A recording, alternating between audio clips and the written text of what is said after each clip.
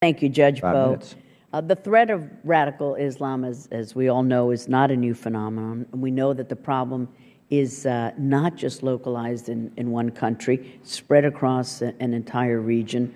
Radical Islamic militants are opportunists. They seek out areas of weak governance to establish base of operation, and from there they go out and wage war against anyone who doesn't comport to their interpretation of Islam. And since the Arab Spring, we've seen this opportunistic wave of Islamic militants move across the region from Libya to Tunisia to Algeria to Mali and beyond. And now we're seeing thousands of radical Islamist and al-Qaeda-linked terrorists flocking to Syria to join the fight there.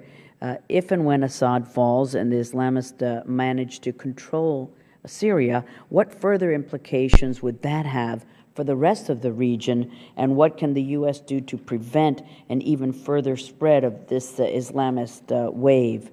And when looking at the administration's policy when it comes to this region, it's difficult to define any clear or decisive agenda.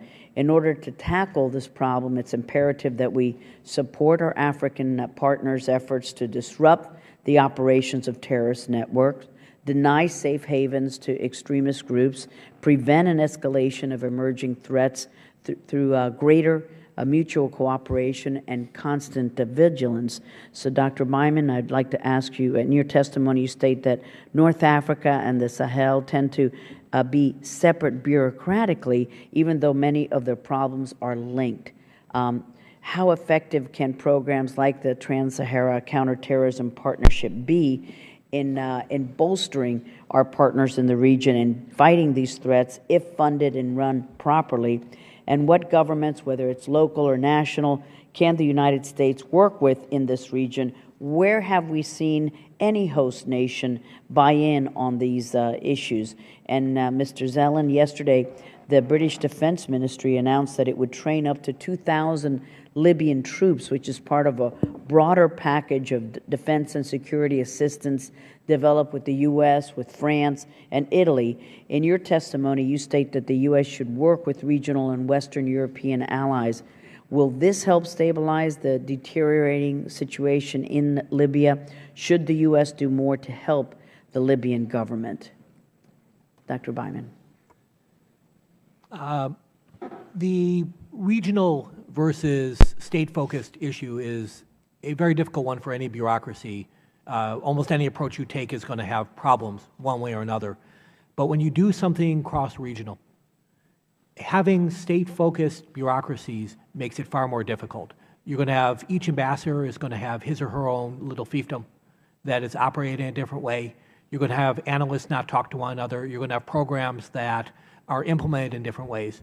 And unfortunately, at times, the bad guys are more regional than we are. And I think that the steps that the UK is taking with training Libyan troops is a great idea. I think it should be done in addition to whatever else the United States is doing and our allies in Western Europe.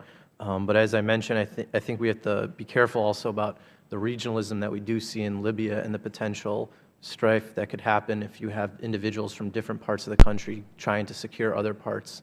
So that's something to think about as well. Thank you. Mr. Karstein-Ross.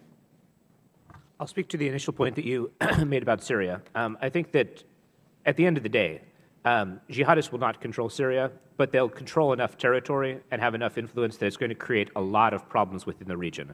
I would specifically look at the interplay between Syria and the developing situation in both Egypt and also Iraq.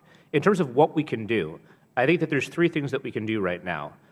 One is I do support engagement with Syrian factions in order to both map the factions and also to gain influence with whomever ends up being the eventual winner. But I think it's extremely important, and you already pointed to the dangers of arming Syrian factions. There's been some talk of sending them anti-tank weapons or anti-aircraft weaponry. I think especially given that groups like Jabhat al-Nusra, which are linked to al-Qaeda, have not been shunned by other Syrian factions, and also that we can't control the flow of this weaponry, we absolutely should not undertake it, in that it will be used against the United States or else our allies. Thank you very much. Thank you, Mr. Poe, and our deepest condolences to the entire Lovelady family. Thank you. Chair